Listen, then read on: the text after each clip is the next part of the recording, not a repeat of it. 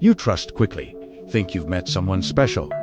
Share your life, and fully invest in a friendship. Months later, you find out that person was talking about you behind your back, and you think, again.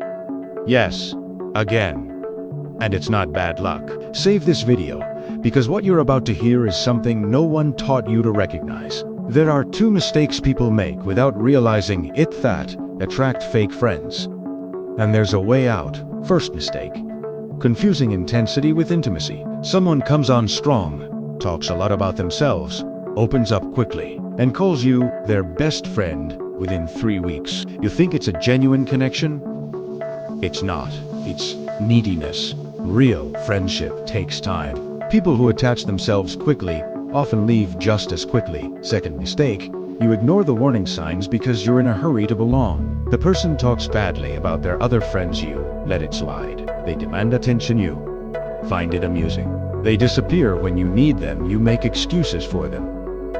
Your brain sees all of it. You're the one who doesn't want to see it, because the alternative is being alone. Want a way out? Pay attention to what someone does when you have nothing to offer, when you're struggling, when there's nothing exciting going on, when you can't do them a favor. A true friend stays. A fake friend disappears, and it's in that silence that you discover who was there. For the friendship man who was there for what they could get from you.